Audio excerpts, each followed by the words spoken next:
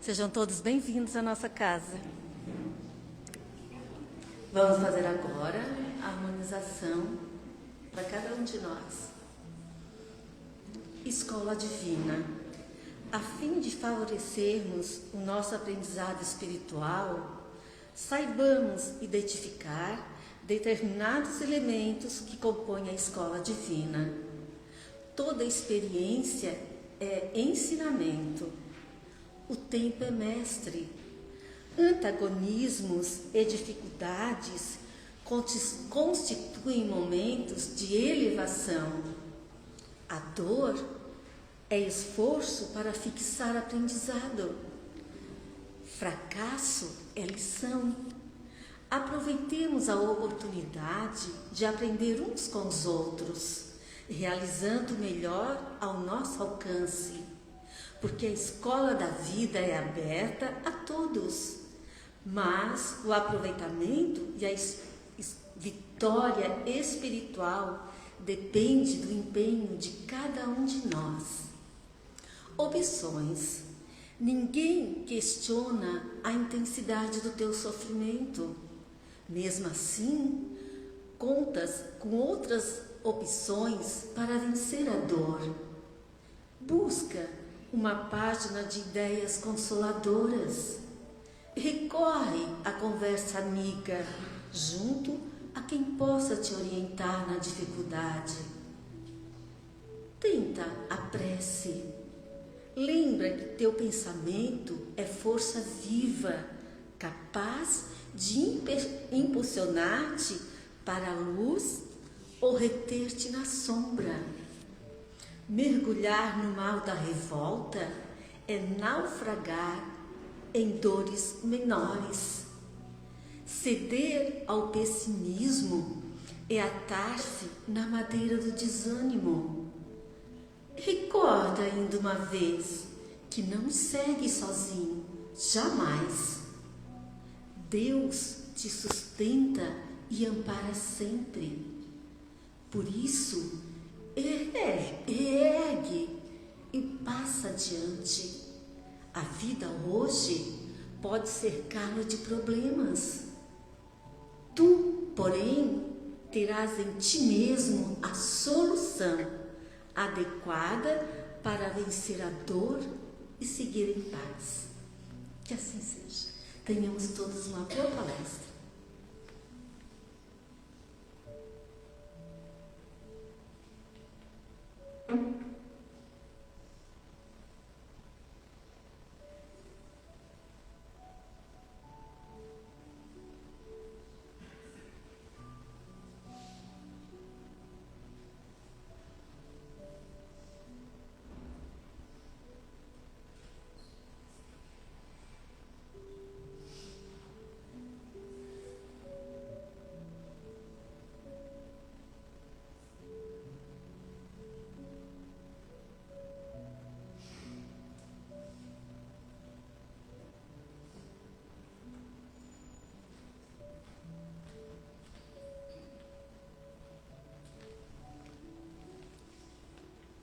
Uma boa noite a todos.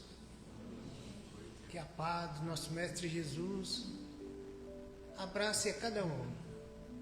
Todos que estão vindo pela primeira vez, alguns, sejam todos abraçados e iluminados pela espiritualidade amiga e por nós, trabalhadores desta casa, que estamos muito gratos por todos aqui presentes. Vamos agora nos concentrar em Deus, para a gente conseguir chegar numa sintonia que o nosso Mestre Jesus sempre nos trouxe, que é o amor, a paz que essa casa nos traz nesse momento. Então vamos louvar ao nosso Pai. Pai de infinita bondade, nós te agradecemos por esse momento de nós estarmos aqui, todos reunidos com um só pensamento. Pensamento de te louvar, te agradecer e de te pedir a tua glória, a tua bênção nesse momento, que desça sobre nós a tua luz magnífica de paz, de harmonia e de saúde, saúde principalmente para nós mesmos, para nossos familiares e para todos que estão sofrendo neste momento nos hospitais, nas casas de enfermos, enfim. Louvamos e pedimos a sua bênção, Mestre Jesus. Olhe por nós, olhe pelo nosso semelhante e nos abrace com teu amor. Pai nosso que estás no céu, santificado seja o teu santo nome. Venha a nós o vosso reino, seja feita a tua vontade, Mestre Jesus, assim na terra como em todos os lugares. O pão nosso de cada dia dás-nos hoje e sempre. Perdoa, Senhor, as nossas dívidas. Não nos deixe cair nas tentações do dia a dia. E livre-nos, Senhor, de todos os mal. Porque teu é o reino, o poder e a glória para sempre. Nós te louvamos, Mestre Jesus. Te pedimos a permissão para dar início à palestra da noite de hoje com a nossa irmã Clésia, trabalhadora ativa da casa. Que Deus te ilumine. Que assim seja.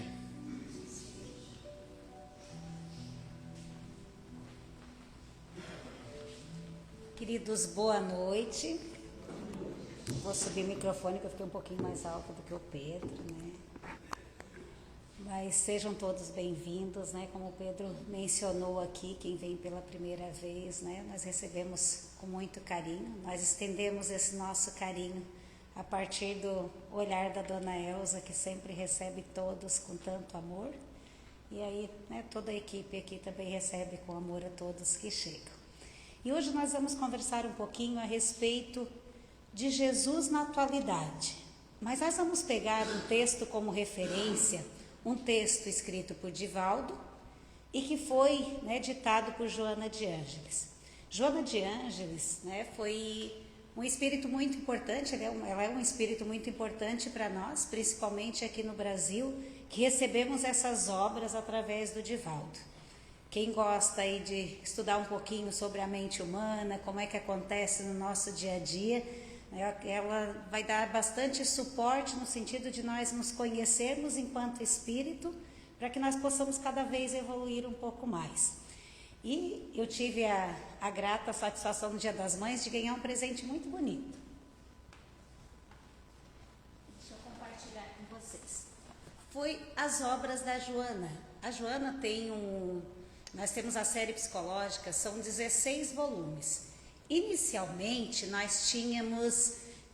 eram 12 volumes e depois, né, ela complementou, sentiu a necessidade de trazer mais 4 volumes.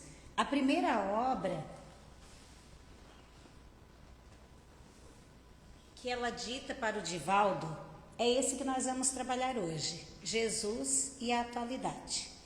O último, né, isso foi em 1989.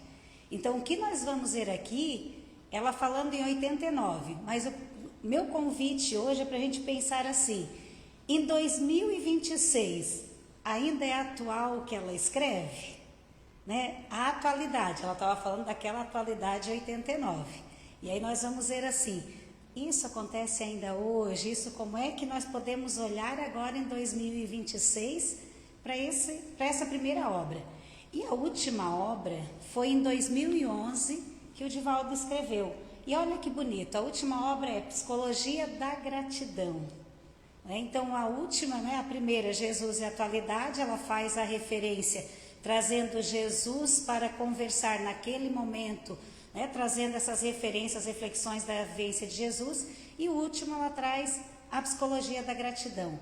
Nada melhor do que a gratidão, né, de sermos gratos. Com certeza aqui, eu não fiz a leitura ainda da última obra dela, mas com certeza esse olhar que a gente tem para a vida, para essa reencarnação, então ela já dá aí um spoiler de que nós precisamos ter a gratidão, né? Então essa aqui é uma série, claro que teve muitos outros livros que ela ditou para o Divaldo, mas aqui ela tentou concentrar e fazer um olhar um pouco da psicologia e da espiritualidade. Como é que a gente pode pensar na nossa evolução humana, no nosso desenvolvimento do nosso raciocínio, das nossas emoções, como é que a gente pode se desenvolver enquanto ser, né, a partir dessas obras.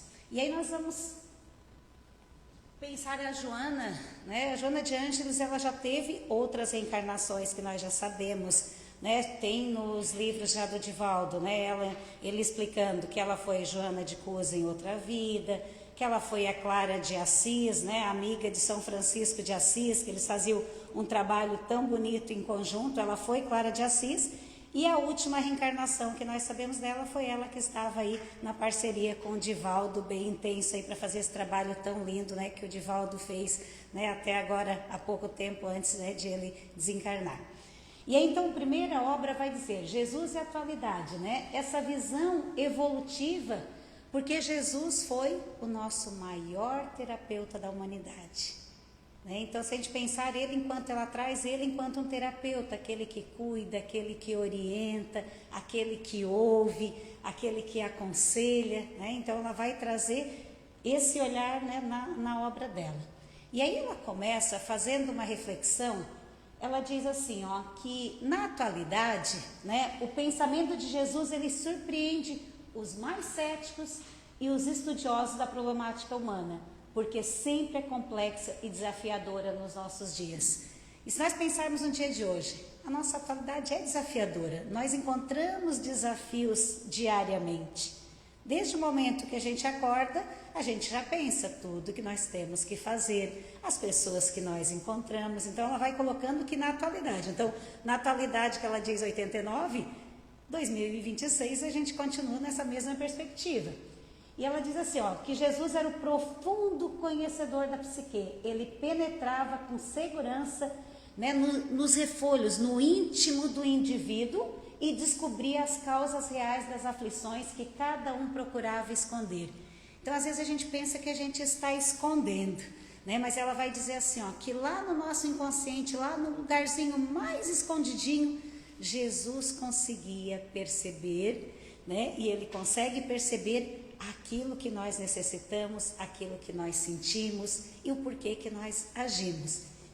E a sua proposta de formação de valores oferecia, ela está contando como é que Jesus, naquele momento que passou aqui na Terra, como é que ela olhava para esse, né? Ela faz como se fosse uma releitura dessa passagem de Jesus. Então ela diz, ó, a sua proposta, né, de Jesus de formação de valores, ele oferecia uma excelente oportunidade para o despertamento mental a respeito da vida e a consequente experiência vivencial em clima de harmonia íntima, com uma identificação entre as possibilidades e as circunstâncias existenciais. Então, olha só, ele tinha uma proposta de formação de valores.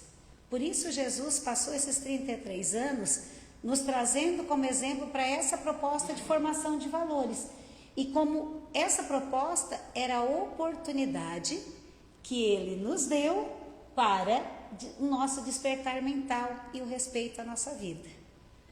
E aí ela ainda segue. Então aí nós podemos pensar agora aqui, ó. E ela diz que naquele momento, né, a leitura que ela faz assim, ó, né, em 1989 vai dizer assim, ó, a humanidade ainda encontra anestesiada, escondendo aflições profundas sobre a complexidade nos dias atuais.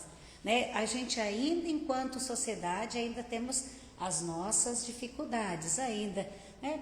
Temos muitas violências, temos, né, muitas questões ainda que enquanto espírito que precisamos evoluir. E aí ela diz assim, que a gente precisa, né, ser capaz, ó, na atualidade requer uma figura capaz de penetrar com segurança lá no íntimo da nossa psique humana para a gente promover o despertamento mental e a harmonia íntima. Então, o quanto a gente ainda tem ainda as nossas limitações e o quanto nós precisamos despertar.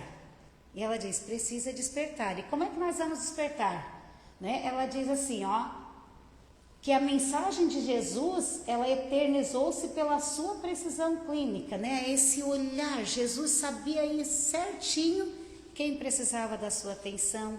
Chegava lá naquele povoado, ele dizia assim, não, mas se eu aqui for conversar com eles, eles não vão entender. Vou contar uma história.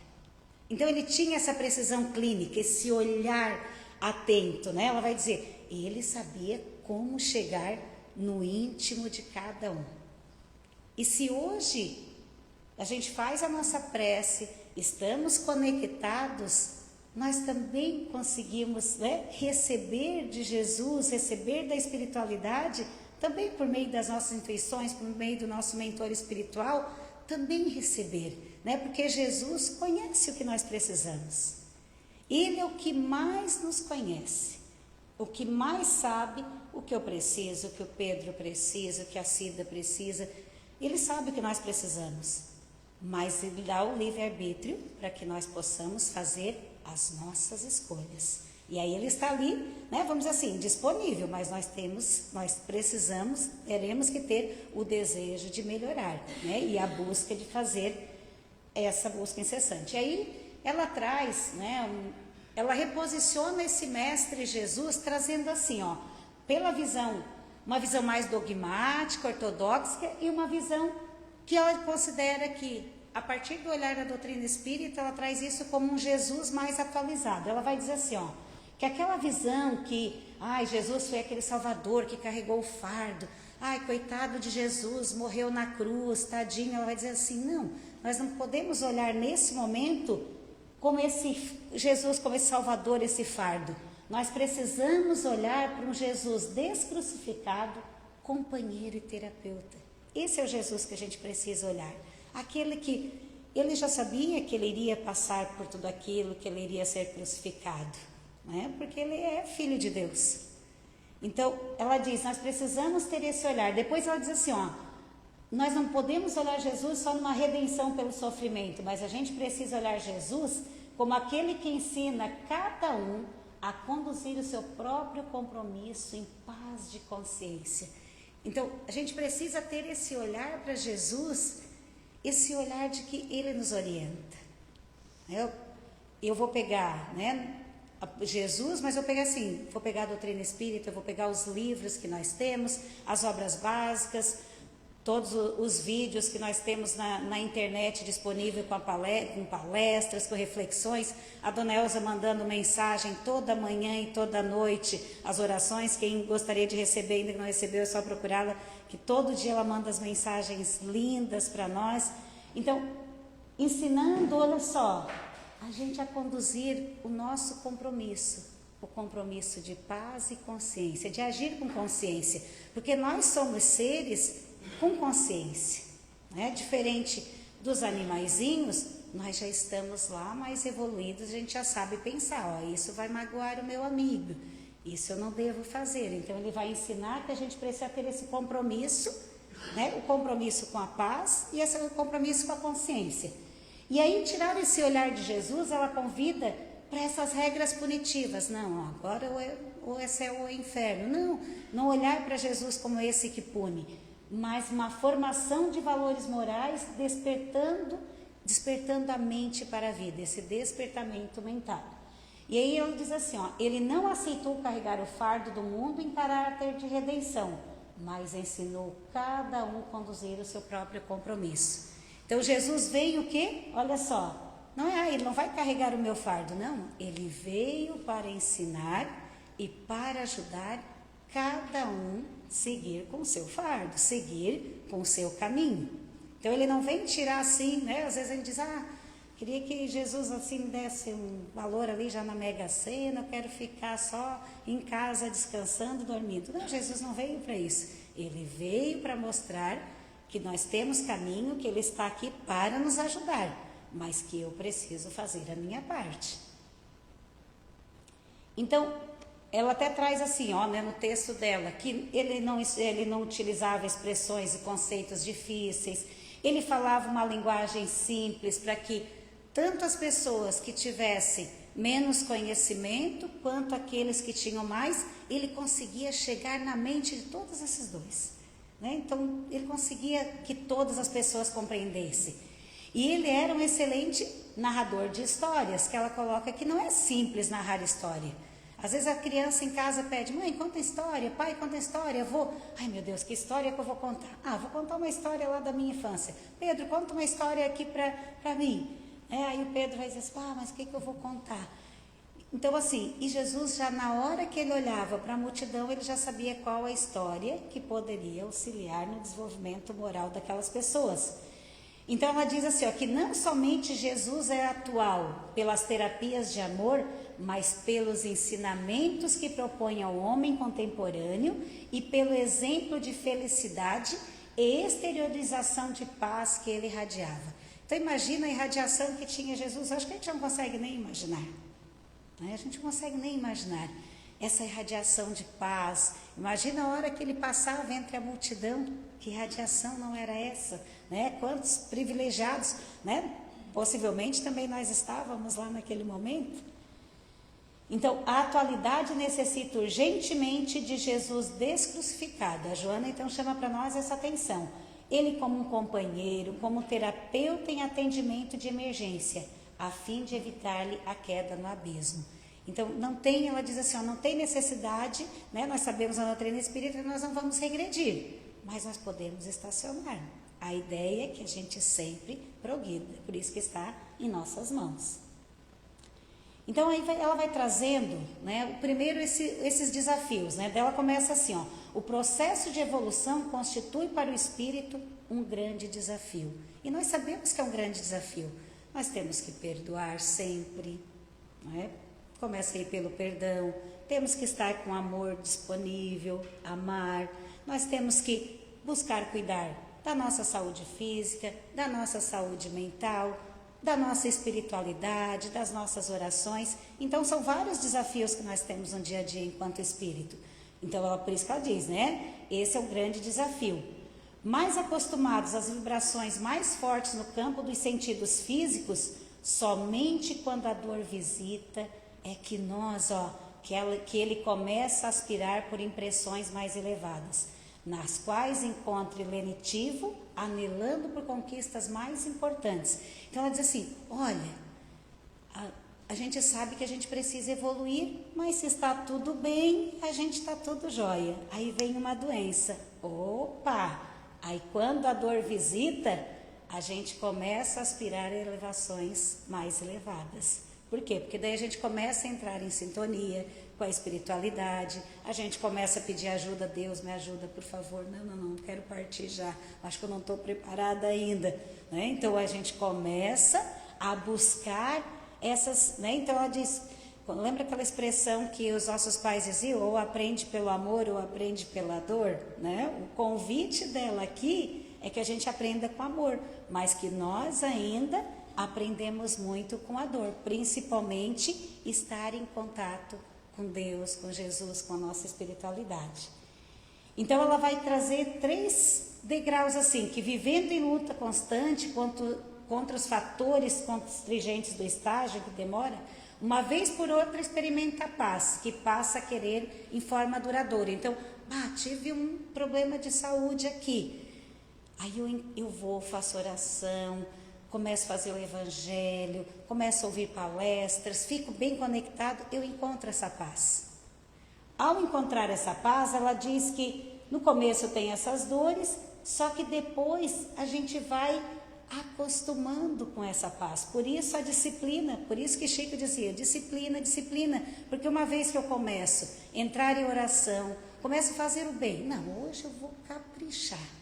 Vou tentar fazer tudo com amor, atender essa pessoa com amor, olhar com carinho para o outro, fazer um cafezinho com amor, vou colocar a roupa na máquina com amor. Gente, aquilo é tão bom que a gente diz assim, eu não quero outra forma diferente. Porque não tem coisa melhor do mundo que ao longo do dia a gente esteja em paz no coração, esteja fazendo bem. Então ela vai dizer isso, que depois a gente passa a querer essa paz de forma duradoura. Então por isso o convite dela, olha gente, exercitem essa paz, exercitem esse amor de Jesus, por isso que ele é tão atual. Exercitem porque isso, vocês vão gostando tanto desse sentimento de amor e de paz, que vocês não vão querer ter outro sentimento, vocês não vão querer ficar lá na raiva, querer ficar no egoísmo, porque você vai ver que a sensação é bem melhor quando é amor. É igual quando a gente dá presente, né? A gente, quando vai dar um presente, a gente parece mais feliz em dar do que quem vai receber. Quando a gente entrega um presente, a gente ganha presente, é bom. Mas, gente, dar presente é tão bom. Então, esse sentimento, né, de a gente ir exercitando, né? Então, aí ela coloca essa dinâmica da evolução, né? Que a gente passa pelo estágio da dor, aí nós vamos essas dores, vão intercalando com bem-estar, vai melhorando um pouco, vou tendo esse contato, depois eu vou tendo tranquilidade, né, das minhas aflições, e a ideia é que nós possamos chegar lá em cima em uma plenitude sem aflição. Olha que coisa boa, hoje ainda no nosso estudo, né, aqui com o Laércio, nós ainda falávamos, vai chegar o momento que a gente não vai precisar mais passar pelas dores, né, nós já vamos estar evoluídos, né, e eu ainda vou ter que caprichar um tempinho bom aí, mas vai chegar um momento que a gente vai estar nessa plenitude sem precisar passar por aflições, mas nesse momento a gente ainda passa pelas nossas aflições.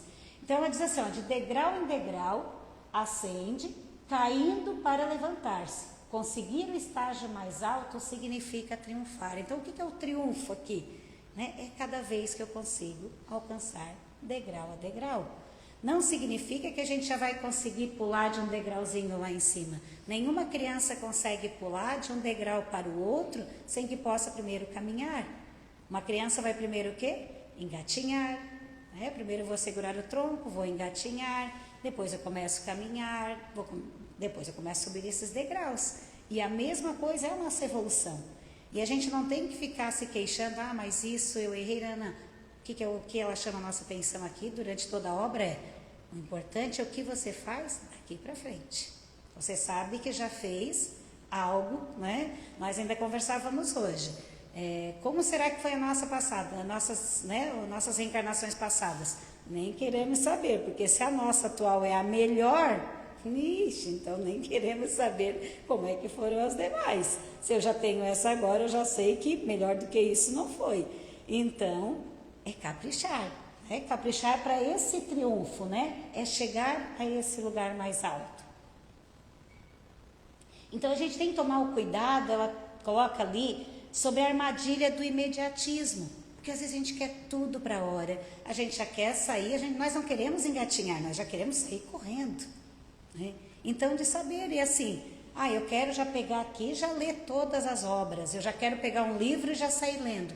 Vou com calma, faço a leitura hoje de 15 páginas, no outro dia eu leio mais um pouquinho, né? Vou fazer uma oração, né? Vou estar sintonizado, dei uma caidinha, o importante que é essa sequência da disciplina, o quanto nós estamos abertos para essa disciplina. Então ela diz, né? Às vezes a gente vai chegar um momento que a gente vai despertar. Ela vai dizer assim, vai despertar por quê? Porque até mesmo aquela forma parada, ela diz que vai gerar um tédio. É aquela coisa que a gente diz assim, tô louca para ficar em casa. Nossa, se eu ficar em casa uma semana vai ser uma maravilha. Gente, no terceiro dia a gente diz assim, meu Deus, o que eu vou fazer? Porque eu já estou entediada.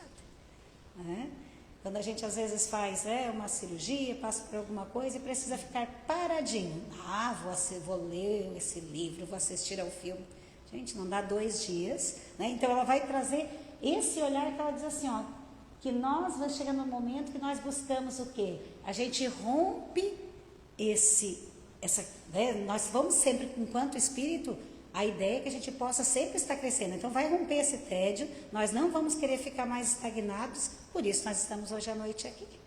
Senão nós estaríamos lá em casa dormindo, né, assistindo Fantástico, nós estaríamos lá, nós não estaríamos aqui. Por quê? Porque a gente já acredita que a gente quer cada vez mais estar em sintonia com Deus, estar aperfeiçoando o nosso espírito.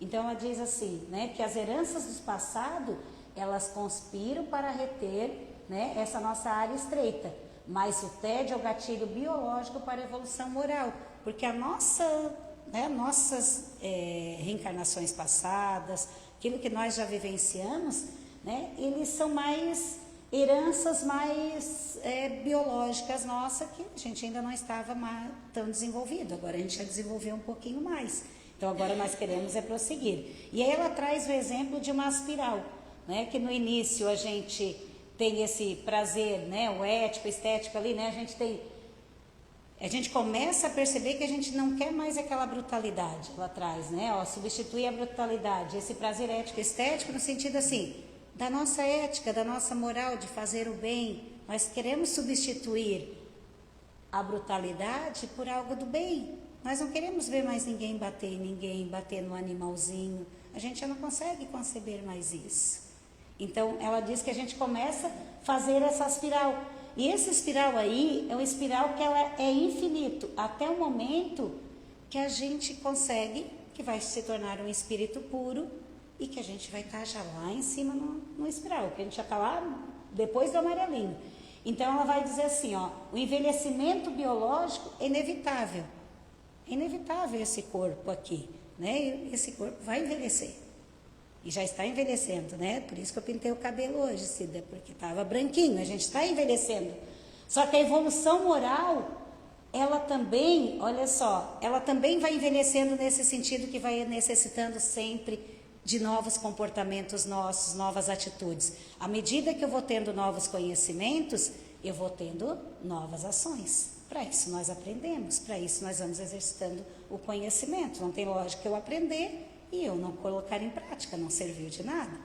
E ela diz assim, o crescimento de qualquer ideal é estritamente resultado dos estágios inferiores vencidos. Então, à medida que eu vou vencendo aquilo que eu já tive de dificuldade, ó, estou conseguindo perdoar com mais facilidade, já estou conseguindo olhar para o meu irmão, já não fico mudando o corredor quando vou para encontrá-lo, já encontro, no outro dia já consigo dar um bom dia, no outro já consigo oferecer um copo de água, né? Então, o quanto ela vai dizendo que a gente vai vencendo esses estágios inferiores. E aí ela traz, né, um exemplo prático assim, que ela diz assim, ó, ela traz bem aquela palavra assim, achei bem estranho, haja, né? Porque a gente geralmente vê aí a palavra escrita de agir com G, né? Mas esse haja ali com J eu até achei meio estranho, parece que está errada essa palavra, mas não, está correta. Haja, não aguardes comodidades que não mereces. Aí aqui eu já levei um puxão de orelha, né? Não adianta querer ficar só sentadinha lá, achando que tu vai evoluir, ficando assistindo série na Netflix o dia inteiro, Clésia. Né? Vai ficar aqui, não, agora tá bom, hoje eu vou parar, agora até eu desencarnar eu vou ficar só lá deitadinha, sem me incomodar com nada. Ela diz assim, não, olha aí, ó, não aguardes comodidades que não mereces, vai trabalhar, tens que agir, que é esse agir para o bem, que é o agir para esse aprimoramento. Então ela vai dizer assim, né, que há um enfrentamento íntegro, né, o Jesus suportou os desafios de uma sociedade injusta, ela vai dizer, ó, Jesus primeiro, ele enfrentou, ela dá atrás ele como exemplo, ó, ele enfrentou e foi muito íntegro nesse enfrentamento. Em nenhum momento ele quis, né, condenar aquelas pessoas e dizer, nossa, esse aqui está me pregando na cruz, tomara que aconteça alguma coisa contigo, tomara que tu caia ali na frente. Jesus não falou isso. Por quê? Porque olha só, ele suportou os desafios de uma sociedade injusta, arbitrária, sem ira e sem medo. E aí depois ela diz, ele teve uma postura altaneira, ou seja, ele teve um elevado e idômito, porém sem presunção e sem arrogância. Ele teve aspirações elevadas, ele não foi arrogante. Jesus tinha tanto conhecimento e olha, ele falava de uma forma bem humilde, não é? E ela diz assim, ele se recusava à vitimização. Ele não ficou vítima, ai, então todo mundo correndo atrás de mim, né? Porque olha como nós nos vitimamos. Ai, que dor de cabeça, né? Ah, isso. Olha o quanto Jesus não se vitimava. Ele tinha, né, todo na época uma sociedade que estava ali querendo a sua morte, né, que ele fosse crucificado, mas ele não se tornou vítima. Então ela diz, olha esse exemplo de Jesus para o teu dia a dia. O quanto toma cuidado com essa vitimização. Então ela diz, ele rejeitou a submissão aos covardes, aos obstáculos familiares e sociais.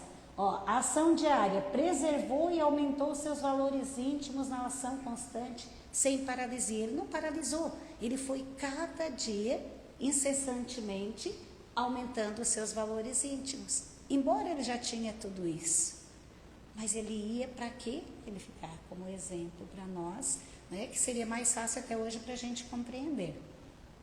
E deixa eu só passar um pouquinho.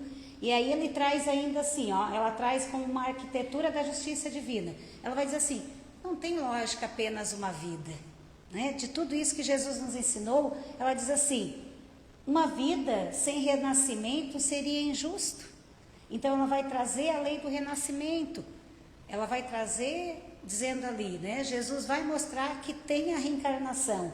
Aí ela vai dizer que Jesus vai dizer, tem o amor, mas o renascimento é uma justiça plena. amor sem renascimento considera como a injustiça. Então, a reencarnação não é um apêndice teológico, é um suporte de segurança que valida a justiça do Mestre. Então, Jesus vai dizer, né, em várias passagens bíblicas que nós temos a reencarnação, que nós temos outras oportunidades. No entanto, que tem uma parte do livro que ela cita, que eu achei bem interessante, que Jesus conhecia se o que estava no corpo físico, aquela doença, era só do corpo físico ou se era algo, né, do seu espírito. Né? Então, por isso que uns se curavam e outros não se curavam, porque ele sabia que ele seria curado numa próxima reencarnação. E isso a gente pode trazer para os nossos dias de hoje. Às vezes, na mesma circunstância, um se cura e o outro não. Né? Por que esse se curou e o outro não? Porque a gente tem a lei da justiça. Nós temos outras reencarnações para a gente ir ainda, né, nos purificando. Então, aí ela traz o exemplo da premissa, né, do encontro com Nicodemos, que ele diz ali, né, ninguém pode vir ao reino de Deus se não nascer de novo. E ela traz também um caso prático lá do espírito de Elias, né, quando ele diz, e se quereis dar crédito, é este Elias que havia de vir. Né, dizendo ali que era João Batista que estava ali, era a reencarnação, né, de Elias. Então, para a gente ir caminhando aí para o encerramento, aqui eu estava bem empolgada, achei que ia dar de usar tudo, mas como sempre a gente quer ficar aqui quase até meia-noite, mas ninguém vai até meia-noite embora. Mas só para a gente pensar aqui então nessa psicoterapia desse renascimento, ela vai dizer que Jesus vai pensar, né, que o nosso ego, as nossas percepções, as nossas vontades, os nossos desejos, o corpo biológico, tudo isso é temporário. Né? Ele sabia que isso era temporário, mas ele vai dizer, mas o espírito é eterno, porque sabia-se que se era, aqui que eu falei anteriormente, porque sabia se era enfermo o espírito e não o corpo, e ele sempre se dirigia preferencialmente à individualidade. Ele sabia da individualidade de cada um, por isso né, cada um a sua obra. Cada um tinha aquilo que estava buscando dentro desse processo evolutivo. Então, aí ela vai dizer, com o apoio das vidas sucessivas, Jesus identificava de imediato quais necessitados estavam em reais condições de curar-se, respeitando a lei de causa e efeito, modelada pelos atos das experiências passadas. Ele jamais condenou, mas ofereceu a ocasião de reparação. Então, Jesus jamais condenou, não é? Não vai se curar porque está condenado. Não, porque nós estamos numa escola. Então, reprovei naquela prova, faço recuperação. Fiquei em recuperação novamente, vou repetir. Né? Vou repetir, vou estudar mais um pouco. Não sei ainda calcular 2 mais 2, enquanto eu não souber, eu vou ter quantas oportunidades for necessária até eu chegar lá. Deixa eu chegar só um pouquinho aqui. E aí eu queria só trazer essa parte aqui para encerrar, do perdão, que eu achei muito legal. Quando ela diz assim, a dinâmica do perdão. Né? Se você foi infelicitado por alguém, perdoa imediatamente e desatrela-se do ofensor. Porque você vai ter uma paz íntima e um bem-estar garantido. Se você foi prejudicado, lá em cima se você foi prejudicado. Agora, se você ofendeu alguém, pede perdão. Né? Você ofendeu alguém, pede perdão. Aí vamos ver, né? Ofendi o Pedro e vou pedir perdão para o Pedro. Se o Pedro, o Pedro aceitar, eu vou me reabilitar e vai ser benefício tanto para mim quanto para o Pedro. Tá, Pedro? Capricha. Agora, se o Pedro não aceitar, eu vou compreender que o Pedro não aceitou o meu perdão, mas eu vou seguir adiante. E eu vou me comprometer a não errar mais. Isso é um compromisso ético. Então, eu achei muito legal esse gráfico aqui, como ela foi mencionando ali. Então, lá em cima, né? Se foi alguém que me fez algum mal, eu tenho que perdoar imediatamente. E desatrelar-se desse ofensor. Não, Pedro me machucou, tal, mas vou perdoar, vou perdoar, porque isso vai ser bom para mim e vai ser bom para ele. Eu não vou ficar aqui. Não, mas é porque o Pedro é assim mesmo, porque toda a vida é assim, eu perdoo, ele vem e faz de novo, eu perdoo, ele vem e faz de novo. Vamos dizer assim, tá, Pedro, é problema teu daí, né? É ele que está fazendo, não sou eu. eu vou perdoar tantas quantas vezes, porque a questão é dele, não é minha, né? Então, eu vou perdoar e vou deixar o Pedro bem tranquilo. E aí a paz é íntima e o bem-estar está garantido. Agora, se eu ofendi alguém, vou lá para o Pedro, peço perdão. Agora ofendi o Pedro, peço perdão. Se o Pedro aceitar, benefício para nós dois. Se o Pedro não aceitar, eu compreendo, entendo e sigo adiante. E tomo cuidado para não errar mais com o Pedro. E não vou errar, tá, Pedro? Vou caprichar, tá? Então, queridos, teríamos até mais coisas, mas daí isso para um outro momento, né? Ó, tem uma caixa bem grande aqui, quem também quiser emprestado, tudo, a caixa tem leitura para todos.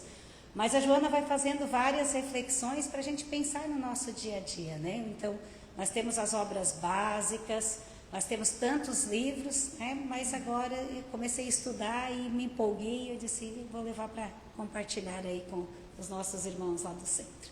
Então, muito obrigada por vocês ouvirem, por esse dia friozinho assim, mas está bem gostoso, né? E que vocês tenham uma semana bem abençoada, que Deus possa estar sempre ao lado de vocês e que ao longo da semana a gente possa se inspirar aí com a Joana, se inspirar aí com o Divaldo, que eles trouxeram para nós, né? Desse exemplo tão bonito que é o exemplo de Jesus. E quem está assistindo também de casa, né? Ou que vai assistir também ao longo da semana, que todos também possam receber essas bênçãos tão maravilhosas de Deus. Que assim seja.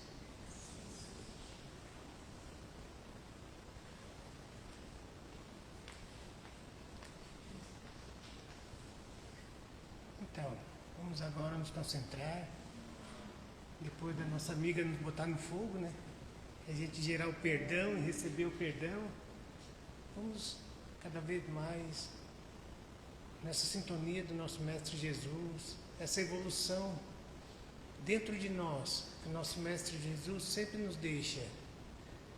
A gente trazendo o Mestre Jesus para dentro do nosso ser, cumprindo os mandamentos que Ele nos deixou sempre, mas para a gente ter a evolução do Cristo em nós, a gente tem que evoluir a nossa fé.